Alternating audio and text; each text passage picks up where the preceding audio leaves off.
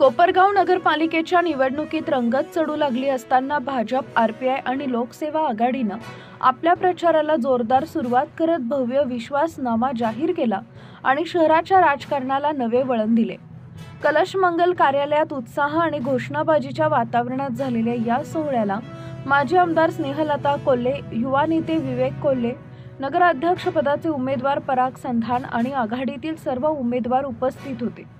आघाडीनं सादर केलेल्या दस्तऐवजात स्मार्ट नगरपालिका, अत्याधुनिक पायाभूत सुविधा, सुरक्षित वाहतूक व्यवस्था, स्वच्छतेवर आधारित जल व्यवस्था, उद्योगांना चालना, डिजिटल सेवा तसेच महिला युवकांसाठी रोजगार निर्मिती या मुद्द्यांना केंद्रस्थानी ठेवत कोपरगावच्या पुढील 5 वर्षाचा विकास नकाशा उलगडला। कार्यक्रमातील दृश्यफितीत पाणी पुरवठा, आरोग्य सेवा आणि कचरा व्यवस्थापनातील त्रुटी उघड करत विरोधकांवर थेट निशाणा साधण्यात आला। कोपरगावच्या हरतऱ्हेच्या समस्यांना नियोजनबद्ध उपाययोजना आणि पारदर्शक प्रशासन देण्याचा आमचा निर्धार आहे, असा विश्वास विवेक कोल्हे व पराग संधान यांनी व्यक्त केला। या विश्वासनाम्यामुळे शहरातील निवडणुकीचा तापमान आणखी वाढणार असून प्रचार युद्ध अधिक रंगतदार होण्याचे संकेत राजकीय विश्लेषक देत आहेत। सम्राट न्यूजसाठी संपादक अजय विघे, कोपरगाव। अनेक निवडणुकांमध्ये आपण बघतो विकासनामा प्रसिद्ध होत असता, परंतु आम्ही विश्वासनामा त्या ठिकाणी प्रसिद्ध केलेला आहे।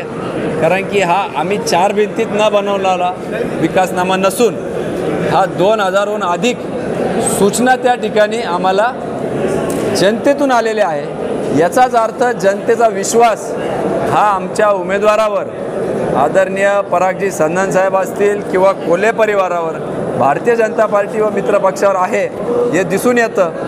आणि म्हणून आम्ही विकासनामा नाव न देता विश्वासनामा नाव दिलेलं आहे। आम्ही या माध्यमातून खात्री देऊ इच्छितो जनतेला कोपरगावच्या की ज्या ज्या गोष्टी आम्ही याच्यात म्हटलेलं आहे त्या 100% पूर्णत्वास नेण्याकरता आम्ही आटोनात प्रयत्न त्या ठिकाणी करणार आहोत आणि त्या सगळ्या गोष्टी केल्याशिवाय आम्ही शांत बसणार नाही, एवढा विश्वास देण्याकरता आज आम्ही हा विश्वासनामा जनतेसाठी प्रथमच सादर केलेला आहे।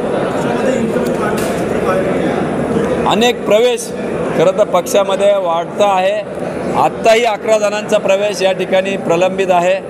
काल परवा पदाधिकारी अनेक इच्छुक त्या ठिकाणी आमच्याकडे येऊ पाहत आहे। निश्चितपणाने हे एक संकेत आहे की ही विजयाची घोडदौड जी सुरू झालेली आहे ती गुलाल घेऊनच त्या ठिकाणी थांबणार, ही मला खात्री पटलेली आहे।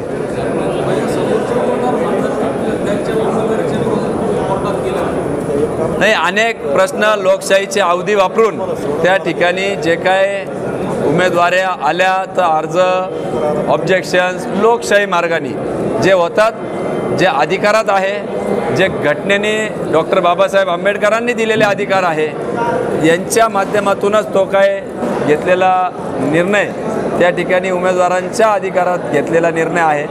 त्याच्यामुळं त्यांना ते झोंबला असावं कदाचित, परंतु आम्ही त्या ठिकाणी अर्ज फॉर्मवर काय भरलेलं आहे हे पाहायला प्रत्येकजण उत्सुक असतो। आणि कायदेशीर किती केसेस आहे तर 420 ज्याला आपण म्हणतो ठगेगिरी, फसवणूक ज्या कलमाला आपण म्हणतो, असा 420चा कलम देखील समोरच्या उमेदवारावर त्या नामनिर्देशन फॉर्मवर दिसून आलेला आहे। कोर्टामध्ये असा कोणता मुद्दा आहे? नाही, ते कायदेशीर बाब आहे। योग्य तो न्यायव्यवस्था त्याची निर्णय देईल, न्याय प्रक्रिया योग्य तो मार्गदर्शन करतील। कालचे काही टीकेवर विचारायचं, काही बोलले नाही, ठीक आहे, चला। मंडळ आपला आभारी आहे।